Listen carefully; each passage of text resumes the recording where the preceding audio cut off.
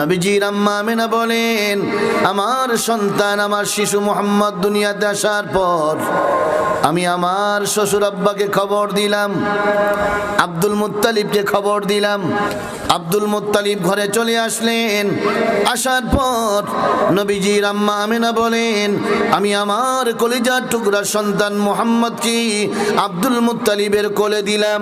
Abdul Muttalib নাতি মুহাম্মদকে কোলে নিয়া, শিশু মুহাম্মদকে কোলে নিয়া অন্য কোথাও না গিয়া, অন্য বাড়িতে না গিয়া, কোনো বাজার ঘাটে না গিয়া, আমাদের শিশু নবীকে আব্দুল মুত্তালিব কোলে নিয়া সরাসরি আল্লাহর ঘর কাবা শরীফের কিনারে চলে গেলেন। কাবা শরীফ, শত শত মানুষ, সবাই খুশি।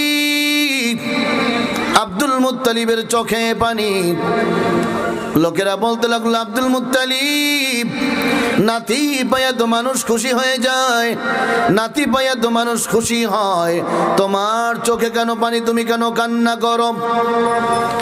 আব্দুল মুত্তালিব বললেন, এলাকার লোকেরা শোনো, নাতি পাইয়া আমিও তো খুশি, আমি বেজার না, আমি নারাজ না, নাতি পাইয়া আমিও তো খুশি। তবে একটা কথা, আমার এই নাতিটা দুনিয়াতে আসলো, এতিম হয়ে আসলো। এই নাতিটা দুনিয়াতে আসার আগে আমার সন্তান আব্দুল্লাহ দুনিয়া থেকে বিদায় নিয়েছে।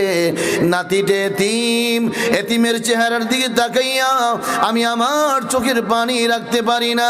শোনো, আজকে যদি আমার সন্তান আব্দুল্লাহ থাকতো, কতই না খুশি হইতো, সেজন্য আমি কাঁদি। ও ভাই মুরব্বী, মা বোন, আমাদের নবীজি দুনিয়াতে আসছেন এতিম হইয়া। দয়ার নবী বলেছেন, উম্মতেরা শোনো, আমি এতিম হয়ে দুনিয়াতে আসছি। আমি দুনিয়াতে আসার আগে আমার আব্বা দুনিয়া ছেড়ে চলে গিয়েছেন, আমি শিশু অবস্থায় আমার আম্মা দুনিয়া ছেড়ে চলে গিয়েছেন। এতিমের মর্ম আমি বুঝি। শোনো, এতিমের সাথে ভালো ব্যবহার করবা, এতিমের দেখাশোনা করবা। আমাদের সমাজে দেখা যায় অনেক মানুষ এতিমের মালও আত্মসাৎ করে।